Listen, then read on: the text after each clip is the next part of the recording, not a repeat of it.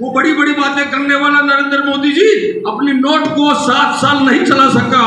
जो अपनी नोट को, खुद की 2000 की गुलाबी नोट को 7 साल नहीं चला सकता है, वो इस देश को क्या चलाएगा? बताना चाहते हैं ये देश अंबेडकर का देश है, ये देश गांधी का देश है, ये सरदार पटेल का देश है, ये भगत सिंह का देश है, ये पंडित नेहरू का देश है, ये मौलाना अब्दुल कलाम आजाद का देश है, जिस देश में धर्मनिरपेक्षता को दिया गया है। हिंदू, मुस्लिम, सिख, ईसाई, जैन, पारसी खुद की राजनीति यहाँ नहीं की है।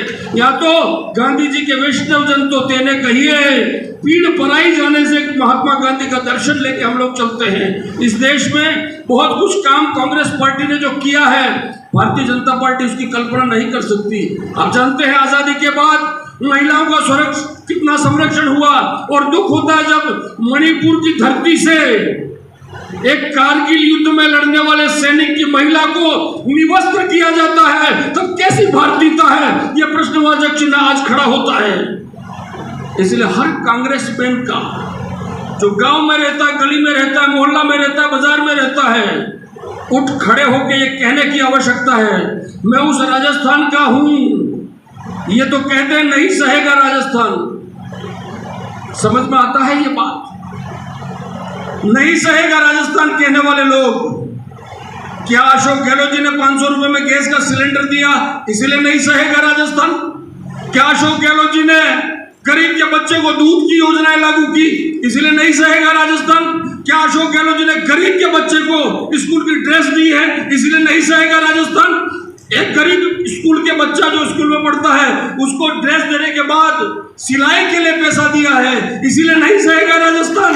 एक गरीब के बच्चे को, एक गरीब परिवार को 25 लाख की चिरंजीवी योजना दी जा रही है इसीलिए नहीं सहेगा राजस्थान? ऐसी हजारों योजनाएं राजस्थान के मुख्यमंत्री ने इस धरती पे उतारी है, जिनका चाल चरित्र चेहरा बेनकाब हो चुका है, जिनकी पॉलिसी और जिनकी नीतियां नंगी हो चुकी है। वो हमसे सर्टिफिकेट मांग रहे हैं, हमसे प्रमाण पत्र मांग रहे हैं कि देश कैसा हो सकता है। हम तो उस गांधीवादी मुख्यमंत्री अशोक गहलोत की धड़ा से आते हैं, जिसकी धड़कन में गरीब का दर्द होता है, जिसकी आंखों में जो आंसू आता है वो आदिवासी के कल्याण के लिए, महिलाओं के कल्याण के लिए आता है, नौजवान को आगे बढ़ाने के लिए आता है, छात्रों को ताकत देने के लिए आता है। अब वक्त आ गया है तो तेरा मेरा छोड़ देना चाहिए। मैं 4 दिन पहले जब पाराशर साहब के पास गया, पाराशर साहब को मैंने कहा मैं जालोर आ रहा हूं। पाराशर साहब ने कहा मैं भी जालोर जा रहा हूं और हम दोनों इस कार्यक्रम में शामिल रहेंगे। एक बहुत बड़ी बात पाराशर साहब ने मुझे कही, शंकर जी शेड्यूल ट्राइब की सीटों को आप लेके जा रहे हो, फोकस कर रहे हो आप, अच्छी बात है, लेकिन डैमेज कंट्रोल का क्या होगा? वो प्रश्न मेरे मन में आज भी कौंध रहा है।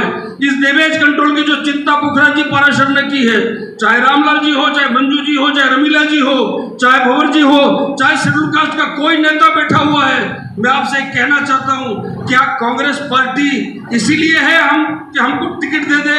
ऐसी हजारों टिकट हम क्या कुर्बान नहीं कर सकते कांग्रेस पार्टी ने, जिनको हमें आबरू दी है, हमें असमत दी है, हमें इज्जत दी है, हमें मान दिया है, हमें सम्मान दिया है?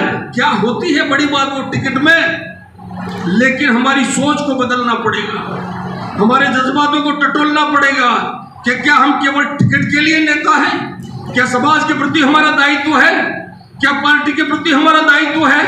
क्या इस राजस्थान की धरती के लिए हमारा दायित्व है? और जिस दिन हमने ये सोचना शुरू किया, निश्चित रूप से मैं कहना चाहता हूं, राजस्थान में 156 से ज्यादा सीटें अशोक गहलोत जी जीतेंगे और हमारी सरकार रिपीट होगी, कोई ताकत रोक नहीं सकती, क्योंकि कहने वालों के पास कुछ नहीं है। वो बड़ी बड़ी बातें करने वाला नरेंद्र मोदी जी अपनी नोट को 7 साल नहीं चला सका।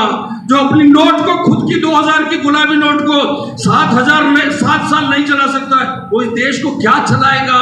इस देश के गरीबों को क्या पार करेगा? इस देश के किसानों का क्या भला करेगा? बहुत चिंता का विषय है ये। और आज आप सब लोग हमारे प्रोटेक्शन के लिए इकट्ठे हुए हैं। मैं अकेला आया, मंजू जी अकेली है, भंवर जी अकेला आया, रामलाल जी अकेला एमएलए नहीं बन सकता जब तक आप सबका आशीर्वाद नहीं है साथ में, आप सबकी ताकत नहीं है, तब तक कोई एमएलए नहीं बन सकता। इसलिए हम जो लोग जो टिकट मांगते हैं या उस समाज में है भ्रम में रहने की आवश्यकता नहीं है। हम सब लोग एकजुट होकर चलेंगे तो कांग्रेस मजबूत होगी, और कांग्रेस मजबूत होगी तो हमें सम्मान मिलेगा, और हमें सम्मान मिलेगा तो हमारा भाईचारा बढ़ेगा, ये राजस्थान आगे बढ़ेगा। और जब राजस्थान आगे बढ़ेगा तो अशोक गहलोत जी से कर्मशील नेता जो ये कहते हैं कि तुम मांगते मांगते थक जाओगे, मैं देते देते नहीं थकूंगा, उस व्यक्ति को ताकत मिलेगी, उस नेता को ताकत मिलेगी, और उस ताकत के बूते पर हम सब लोगों को कल्याण होगा। इसलिए आपसे पुनः से ये विनती करते